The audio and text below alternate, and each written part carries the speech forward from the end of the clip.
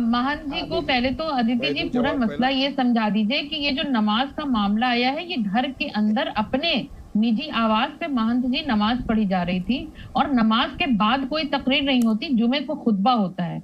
आपने कहा छुरी चाकू लेके निकलते हैं, उसका नमाज से कोई ताल्लुक नहीं है। वो मुहर्रम में साल में एक बार एक मुहर्रम एक महीना होता है जिसमें गमी मनाई जाती है, जिसमें वो अपने आप को चोट पहुंचा के गम का इजहार किया जाता है। इससे किसी दूसरे को ना चाकू लगता है, ना छुरी लगती है, ना उसका खून बहता है।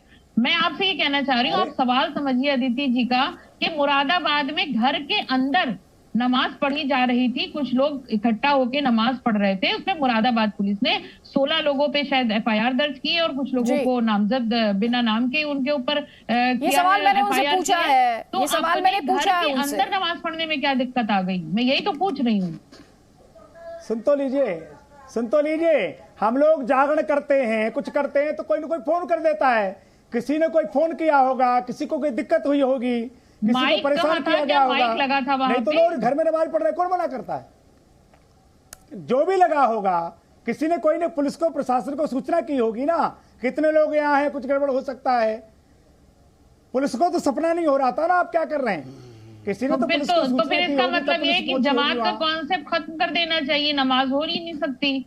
फिर या तो ये हो कि नमाज, भाई इस्लाम में तो जमात की बहुत बड़ी अहमियत है। घर में जमात का होती है, जमात भी चलाइए, नमाज भी पढ़िए, हम मना नहीं कर रहे हैं, परंतु हम ये कह रहे हैं कि इस्लाम के नाम पर जो जिहाद हो रहा है, आतंकवाद हो रहा है, वो तो नहीं होना चाहिए ना। जो नौजवानों को गुमराह किया जाता है इस्लाम के नाम पे, वो तो नहीं होना चाहिए ना। तो घर में नमाज पढ़ने से, घर में नमाज पढ़ने से, ठीक है, एक सेकंड, कैप्टन रिजवी कुछ कहना चाह रहे, उसके बाद वारिस पठान प्लीज जल्दी जल्दी। कैप्टन रिजवी देखिए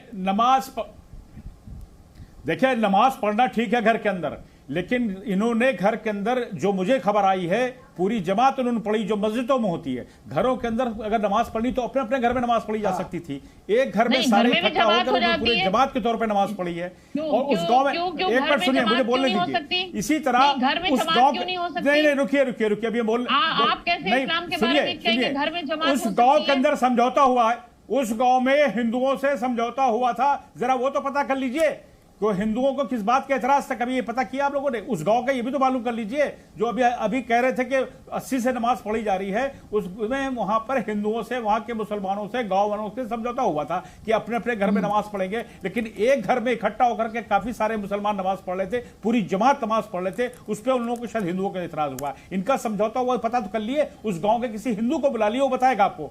ये कोई ठीक है, पहले मैं वारिस पठान का एक कमेंट लूंगी। वारिस पठान, उसके बाद मुफ्ती वजाद कासमी, जल्दी प्लीज। मुफ्ती वजाद कासमी, एक सेकेंड, पहले वारिस पठान। नमाज पढ़ने के बाद गांव में कुछ भी हो सकता था, इसलिए पुलिस को बुलाया। कानून व्यवस्था की बात कर रहे हैं, शांति भंग होने की बात कर रहे हैं यहाँ पर, चाहे कैप्टन रिजवी हो, चाहे महंत नवल किशोर दास हो। वारिस पठान, ठीक है 40-50 लोग ठीक है महंत जी, मैं जवाब ले रही हूँ वारिस पठान से, वारिस पठान से सवाल ले रही हूँ, सवाल जी। घर में आग लगा जी। अब सुनिए, अभी सबसे पहली बात तो ये महंत जी को पता ही नहीं है कि मसला क्या हुआ है। मसला ये, इनको ये नहीं पता है कि 1980 से लेके 2022 तक वहाँ पे नमाज पढ़ी जा रही थी और जमात के साथ नमाज पढ़ी जा रही थी। नमाज जमात के साथ ही पढ़ते इंशाअल्लाह ताला ता कयामत तक जमात सलामत रहेगी। नमाज पढ़ेंगे घर में, हाँ घर में सुनिए, हमारे घर में मैं नमाज पढ़ सकता हूँ, आप अपने घर में पूजा करिए, कोई ऑब्जेक्शन नहीं है हमारे देश में, परमिशन से। अभी देखिए ये तो अच्छी बात नहीं है ना। नहीं, एक एक करके प्लीज, एक एक करके पहले वारिस पठान की बात हो जाने दीजिए। महंत साहब, महंत नवल किशोर दास, उनकी बात हो जाने दीजिए, मैं वापस आपको मंच दूंगी। मुफ्ती वजाद कासमी भी हाथ उठा रहे थे, उन्हें भी मंच दूंगी। और पहले तैयारी करके आइए, टॉपिक क्या है महंत जी आपको पता नहीं। बात नंबर 2, क्या तांडव हो गया 1980 से 2022 तक नमाज पढ़े, क्या तांडव कर लिया? कौन से जिहाद का कॉल कर दिया, कौन से सरतन से जुदा का वहां से कॉल निकल गया। जबकि परसों सुनिए अभी बहन जी, सुनिए अभी बात, परसों मध्य प्रदेश के अंदर देवास के अंदर लोगों ने खड़े रहकर नारे लगाए, मुल्ले काटे जाएंगे, कटवे काटे जाएंगे, उसका खंडन करो पहला। और तांडव नहीं, इनको बोलना नहीं, अपन जवाब नहीं देते, ऐसा फालतू आदमी फालतू बात का जवाब नहीं देता। आप सुनेंगे, बीच में बोलेंगे तो मैं नहीं बोलूंगा। वारिस पठान को, महंत नवल किशोर दास, कैप्टन रिजवी, उनकी बात पूरी हो जाने दीजिए, उसके बाद अपनी बात रखिएगा। वारिस पठान। आदित्य जी इनका वॉल्यूम कम करिए तो नहीं, वॉल्यूम तो मैं आपका भी कम नहीं करती हूं, कोई बात नहीं। सुनिए, वॉल्यूम में किसी का आपका भी तो फिर मैं खामोश बैठता हूं। आप इन लोग को बोलिए, आपको मंच दिया है, दोनों खामोश है, फिर विक्टिम नैरेटिव। जी बोलिए। अभी ये बात कर रहे थे वहां ये कर देते हैं मुसलमान, तो मैं इनको याद दिलाना चाहता हूं जब सर तन से जुदा का नारा लगा हम सब ने खंडन किया, आदित्य जी के शो में भी बैठ के खंडन किया, हर जगह खंडन किया है। परसों मध्य प्रदेश के देवास के अंदर जो नारे लगे, कटवे काटे जाएंगे, मुल्ले काटे जाएंगे, राम राम चिल्लाएंगे, उसके बारे में सब खामोशी क्यों इख्तियार करके बैठे?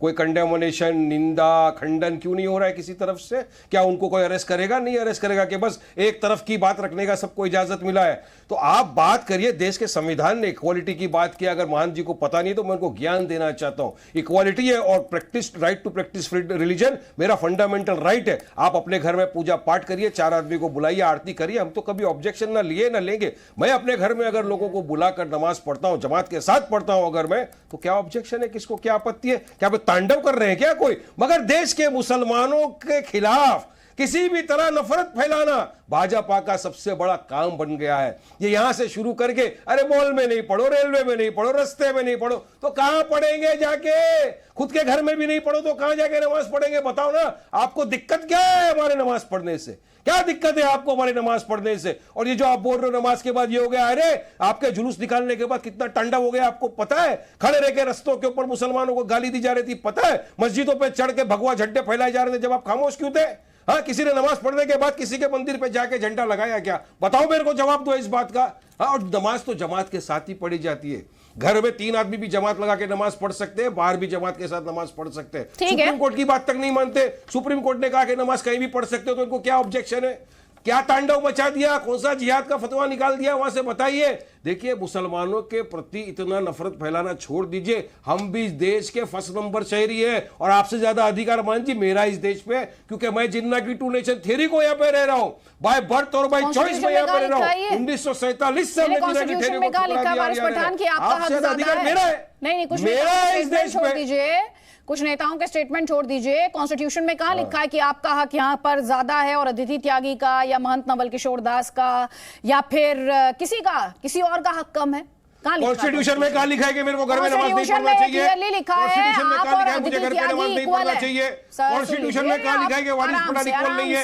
कॉन्स्टिट्यूशन में कहा लिखा है? कॉन्स्टिट्यूशन में मुझे घर में नमाज नहीं पढ़ना चाहिए? पर बोलने से लिखा है कि आदित्य त्यागी कॉन्स्टिट्यूशन में तो ये भी नहीं लिखा है। अभी आप पूछ रहे थे ना कहां पर हिंसा हुई थी, कहां पर हिंसा हुई थी, पूछ रहे थे मुझसे नुपुर शर्मा के टिप्पणी के बाद इस देश में क्या हुआ था, मुझे याद दिलाना पड़ेगा क्या?